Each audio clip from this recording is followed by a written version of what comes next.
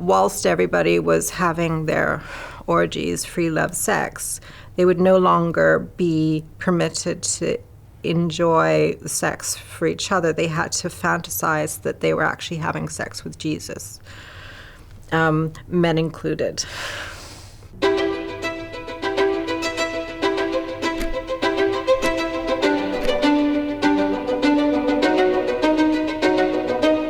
The cult started, like most cults, in the late 60s, Huntington Beach, Woodstock, the same era as lots of other cults happening at that time. It was the movement of the 60s. And what was the cult called? It was called the Children of God then. The founder was David Brandberg. He and his children and his family had seen an opportunity for the, the lost youths in the late 60s. And it exploded. They had what they called a ranch, much like Charles Manson had a ranch. And they would sort of replicate army-style training into doctrines that he was still developing, the cult leader was still developing. And it was born out of free love. So God is love, love is sex. And the concept was, one big family. Creating a sense of unity and belonging. And it was an apocalyptic cult, so the messaging was about that we are in the last days of the world, and the modus operandi, the mission statement was to prepare, to warn people about the Antichrist coming and to prepare their souls for the great tribulation that was to come. My father had left the French Navy. My mother had left home in London to Paris at the ripe young age of 19 to become an au pair. So both my parents were young, they were vulnerable, they were lonely, they were looking for somewhere to belong, they were searching in their lives. Suddenly they had this warm, welcoming family that just scooped them up, and their life was taken over, and they had a sense of meaning and purpose. And that is the sort of the cannon fodder of cult leaders. They prey on very vulnerable people. My parents joined in the late 70s. I was born in 79. So exactly 10 years. The cult had been going on for exactly 10 years when I was born. So at this point, you're in the UK? Yes, we're in the UK. We're living in Scotland. We lived in communes, modelled after the kibbutz, the whole lifestyle, that sort of sense of community. And the locations of which were kept secret. It was still a highly patriarchal society, believing the Bible as literal. They believed Berg to be the prophet, the last prophet. So he would reinterpret or expand on things. And that would be what they called the new wine. It was like equivalent to being the New Testament, to help you see it in that way. So every year on his birthday was like a celebration. We would do fasting. There would be some new doctrine that he would come up with, and some of it was absolutely outrageous. So they came up with this doctrine, which was basically, whilst everybody was having their orgies, free love, sex, they would no longer be permitted to enjoy sex for each other. They had to fantasize that they were actually having sex with Jesus, men included. Berg would effectively get drunk and claim that he was prophesying. It was his way of connecting with God, but he was actually just a drunk. So when Berg writes a Mull letter about how children should have sex, suddenly that's something that we're being taught to do. a cult that practices and teaches free love regardless of age will certainly attract people that have a proclivity towards underage sex. So you were subjected to sexual abuse yourself? Yes, so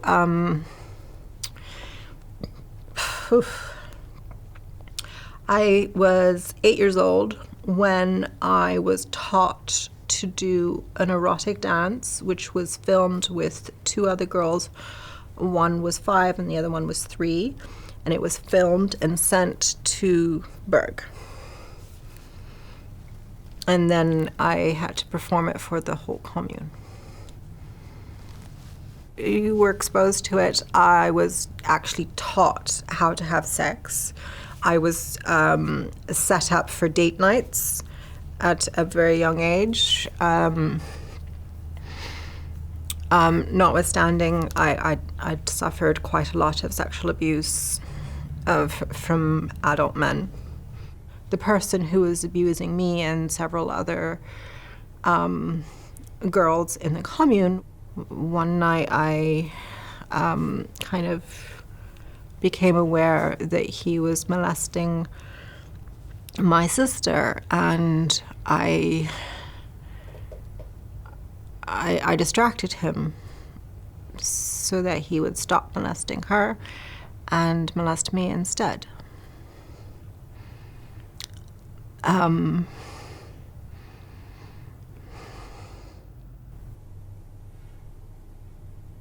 You need to think of it like a domestically violent relationship, that kind of toxic bond, restriction of the leaders would keep your passport, for example.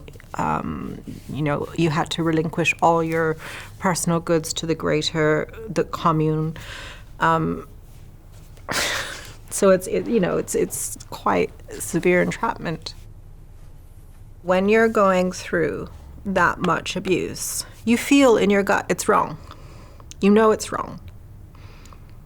You feel the resistance to it. The punishment, the constant coercive control. My mother's second husband was extremely violent. He was also to my mother as well. It's important that people understand that a lot of the women, even though they joined, they were vulnerable. So even if my mother wanted to leave, there would just be no way for her to leave. We spent quality time with our parents 1 hour a day, and 1 day a week. And I guess the more children my mum had, the further apart our relationship seemed. So in essence, you kind of parented yourself. So my younger siblings do see me as their kind of real parent, and I was effectively a second mum. And I cared for them a lot. I looked after them a lot. I learned how to cook and just try to, I know it sounds really stupid, but in that really restricted life, learning how to make an apple crumble or a cake was a big deal, just to make their lives a little bit better. Or I would spend hours making games for them, just trying to invent games for them. There's a very special relationship between me and my siblings, and there's a lot of love between us. We've also lost siblings, and that makes you even tighter. I think our relationship is our center of gravity. Can you remember the first time of hearing something that you're not meant to hear that's from the system?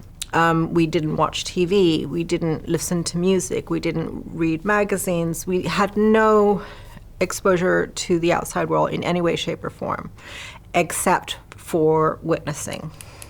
recruiting or fundraising.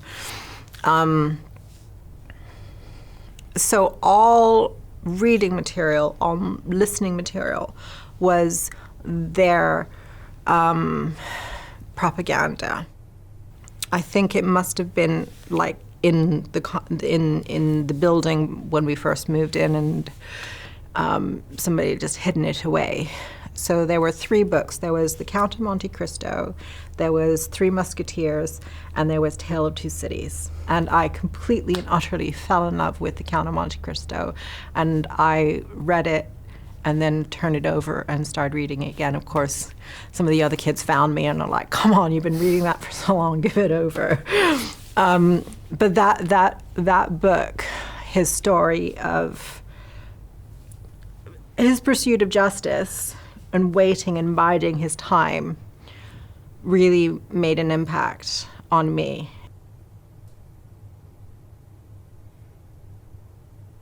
At what point did you think, I don't want to be here anymore? So I was 12 years old. So we're singing some song. I don't even know if I remember the song, but I just realized that I don't believe the words. And I start miming, and I'm looking around the room and just looking at these faces, and it's almost as if I'm not in the room. I'm like a fly on the wall watching. And I turn over to my best buddy, and she's not singing either. And she has a beautiful voice, so like you would know if she's not singing. And it's like this look of knowing between us. And that was my first like real act of defiance. Like I'm not doing this anymore. I don't want to be here. Basically, up until I was 18, it was biding my time and waiting to become of age so that I could do that. Does that make sense? Yeah. So it's like being where you don't want to be, but you're stuck and you're trapped. So you just get through until you can. Shortly after my 18th birthday, I squirreled a little bit of money away, just enough for a ticket, and jumped on a bus at 5 a.m. in the morning back to London, and landed at my nan's house, and asked her if she could take me in, and she said, yes, but you have to get a job. And I'm like, what's that?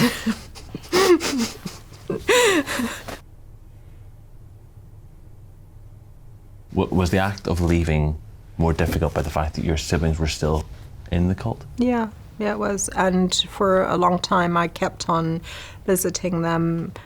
So I always felt the need that I had to check up on them and keep an eye on them. But then my mother decided to take my younger siblings off to India.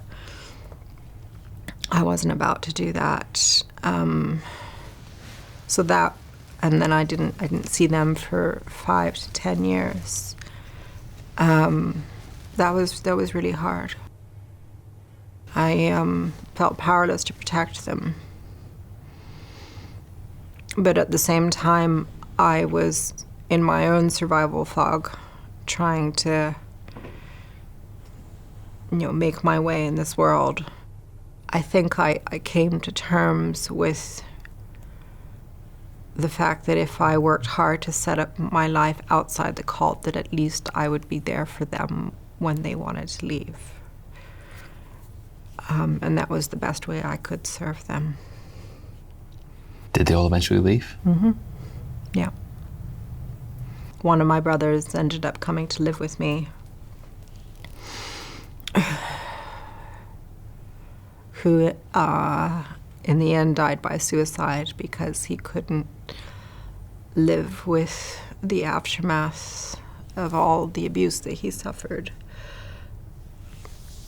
What about your mum? Did she leave? My mum has a different tier of membership now. She doesn't live in a commune anymore, but she still supports them and has their beliefs. There is love, but it's very complex. It's filled also with rage and anger and frustration. And more we're trying to talk to her and explain to her how her decisions or her lack of decisions or her apathy impacted our lives. And her lack of taking responsibility for my brother's mental health and the role that she played in him deciding to take his life. I'm angry about that.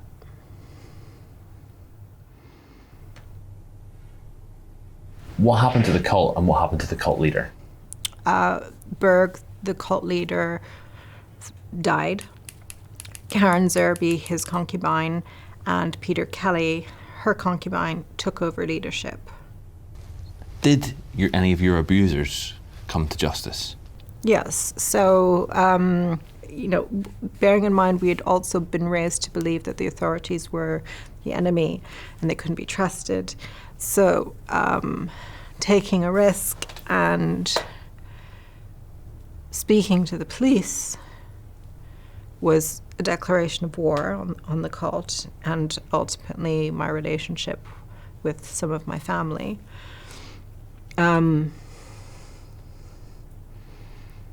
But it was also a necessary thing to do to parent myself, to protect myself, to look after myself, because nobody else was doing it. I had to start reconnecting with other people who'd left and convincing them to also come forward and corroborate my story. So that was, a 16-year-long journey to justice. The person that I brought to justice was Derek Lincoln. And he was a cult leader? He was a cult member. I needed the validation from the judge to say, this is what this man cost you. And in my mind, I had the amount of years that he took from me in my life. And that's what I got. The judge heard me, and he set me free. How long was the man sentenced for? 13 and a half years. When you heard the sentencing, did you feel a sense of relief? Happiest day of my life. I'm slowly coming to terms with people knowing about this part of my life. And I think, part of the teasing out of that process is to help people understand and other survivors understand that while this happened to me, I'm not defined by it. I have completely rebuilt my life. Through education, I've carved out a successful career, and that's a testament to the resilience, and so there's much more to me than just that childhood. In the hierarchy of things that you can do to gain healing, justice is top of the list. It's the best possible outcome. I feel different. I feel better. I feel at peace in my soul. Because of the nature of childhood abuse, the abuser has power with the silence. When you lift the veil of silence, with that you lift the inappropriate shame that the abuser puts on you. And he loses his power over you.